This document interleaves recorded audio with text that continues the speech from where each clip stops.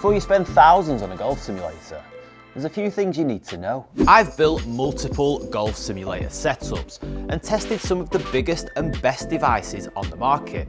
So I'm about to explain 10 harsh realities that you might not be aware of when it comes to owning a home golf simulator. Golf simulators promise a perfect way to practice and play indoors, rain or shine. They're used by tour pros, and there's even a brand new indoor simulator golf league called TGL, featuring some of the best golfers on the planet. But beneath the big, gigantic screens and fancy gadgets lie some hard truths that most people don't tell you. So if you're thinking of investing in a golf simulator, stick around to uncover the harsh realities that might make you think twice, or at least prepare you for what you're about to get into.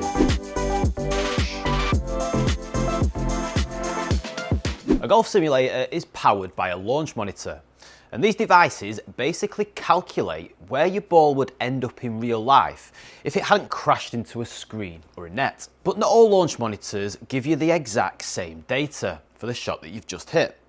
But why? Well, they rely on algorithms to calculate things like ball flight and shot shape. This means that one device might say that your drive went 250 yards slightly to the right, whilst another device might claim that it went 240 yards slightly to the left. Each brand has their own algorithms which interpret the data that the launch monitor measures. So understanding this can potentially save you a lot of frustration when it comes to how much money you're looking to spend on a launch monitor. Why do you think TGL have spent multiple millions of dollars creating an indoor putting and chipping green, which can move and change itself, rather than saving all of that cash and playing the whole event on a simulator? Well, putting on a simulator will never feel like the real thing. Without the real slopes, undulations, and varying green speeds, it's impossible to recreate. Whilst putting on a simulator is still very fun, don't expect it to help improve your short game too much, although it does seem to be getting a little better. Imagine Bryson DeChambeau in 2024. The final hole at Pinehurst number 2, and he needs to get up and down from his 55-yard bunker shot to win the US Open. He stiffs it to 4 feet, but the referee wasn't watching. He didn't see it. So Bryson has to take it again. He ends up 30 foot away, misses the putt, and loses out on his second major to Rory. Now that would never happen, would it? But it does on golf simulators. All launch monitors miss shots sometimes, especially the cheaper ones. And a missed read can make the experience far less realistic no matter how good the rest of the tech is. This can be extremely annoying, especially if you're playing in an online match or tournament where the stakes are quite high. I've had many a shot playing on the sim that I've struck really well, but the launch monitor doesn't register it. Then the shot straight after is absolutely shocking. And of course, the launch monitor picks that one up and puts it into play. It can be extremely annoying. Just how much confusing data do we really need? Now, some launch monitors bombard you with club path and face angle and spin rates and HLA and VLA and low point. Fancy stats that can leave a beginner or even a seasoned golfer scratching the head. Now, most of us just want to see where the ball ends up and how it got there. So if you're not an expert or a coach, you likely don't need most of this information, and you can probably save yourself a ton of money. So don't let it overwhelm you. Only those that are really into the data and understand how to interpret it all will benefit from it. Not every launch monitor works well indoors. Some need lots of space and work better outside, whereas others are much more accurate indoors. Make sure that the one that you pick for your golf simulator is designed for your space, or you might end up with some unreliable results. Now, camera-based launch monitors are considered to be more accurate inside, whereas radar-based devices are seen to be more reliable outdoors.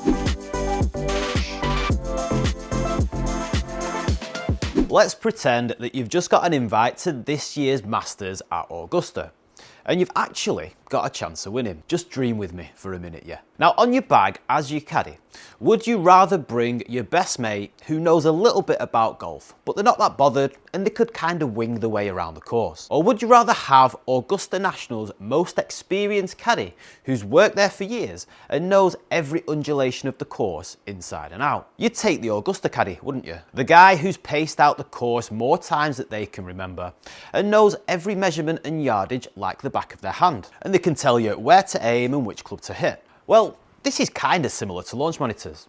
Cheaper launch monitors often estimate some of its data parameters rather than accurately measuring them. They take some data, they shove it into an algorithm, and they kind of guess where the ball would have ended up. Now this can lead to less accurate results compared to launch monitors that actually measure all of their data metrics, like spin rates, launch angles, and ball speeds. Unfortunately, these devices do come with a slightly higher price tag.